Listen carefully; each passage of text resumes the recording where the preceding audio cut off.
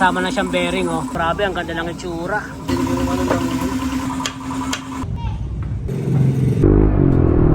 Uy! Kumusta mga true friend? Moto kami nga pala. Ngayong araw ay kakabit na natin ang ating bag. Okimura Mags para dito sa Honda Click 125. So tara, samahan niyo ako.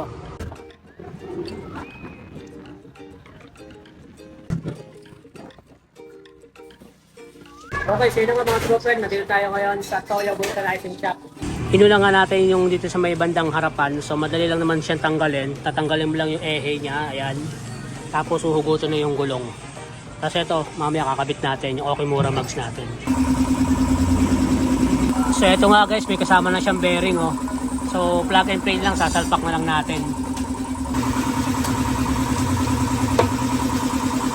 Kinibit lang ulit natin yung luma nating disc brake. So ito na nga, oh, nakasalpak na. Grabe, ang ganda ng itsura. Bagay na bagay sa gulong. Ganda lang style. Maporma talaga. Okay, so ito na siya, oh, nakakabit na, bilis lang, oh, saglit lang, 'di ba? Ayun, oh. Ganda. Ayun, oh.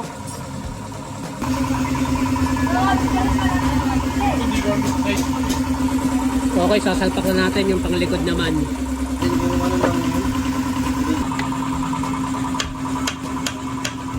Ayan na yung tsura nyo.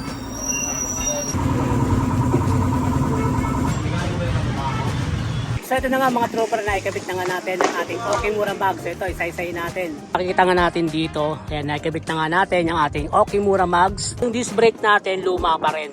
So ang ginawa kasi natin, nilipat lang natin yung disc brake natin from stock papunta nito sa ating Okimura Mags. So napakadali lang siyang ikabit dahil nga plug and play lang siya. Ayan, may design siya dito.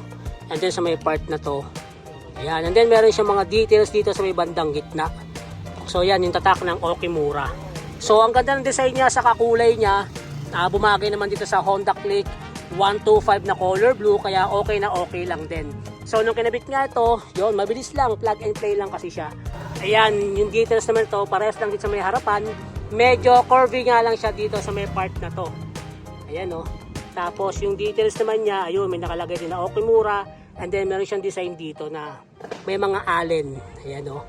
So tubeless.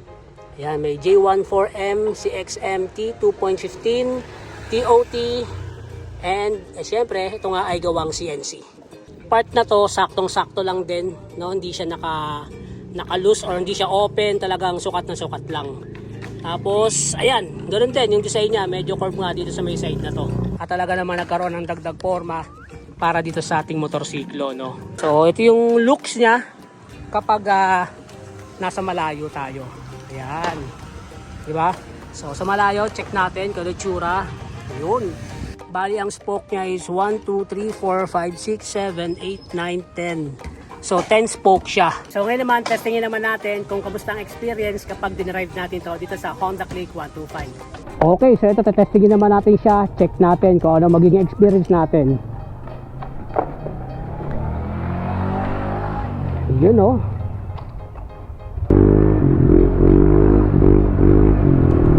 Uy!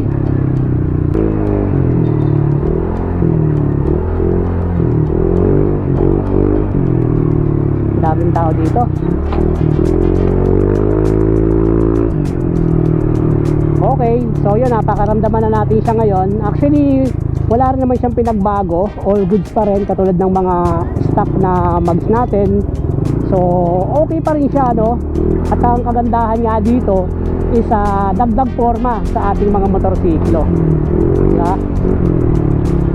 So wala naman ako nararamdaman na any vibration or masikip yung gulong or kung ano man na matigas, something like that. Pero all goods na all goods, okay na okay siya. Isang ikot pa.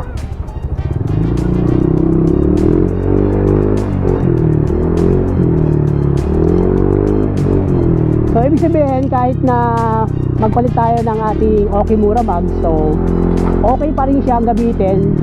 Smooth pa rin, parang natural. So I think okay na yun. Pinakita ko lang sa inyo na kahit papalit tayo ng Okimura Mags, wala tayong magiging problema sa ating mga motorsiklo.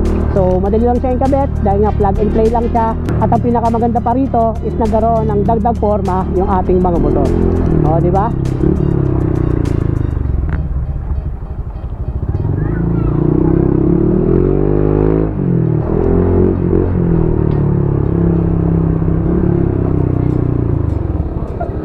Yun. Alright. Center stand natin. Okay, so yun mga true friend, all goods na yung ating experience dito sa bago nating Okimura mags. So bagong labas nga lang pala to. And yun, kung naghahanap kayo ng ganitong klaseng mags, dagdag forma sa inyong mga motorsiklo, check nyo lang sa Facebook page ng Okimura. Okay? So yun lang mga true friend, ride safe po tayo lagi and God bless. Shoutout nga po pala sa mga customer natin dyan. Kasi po magpapagawa ng mga palgulong dyan, punta lang dito kay Toyo Vulcanizing.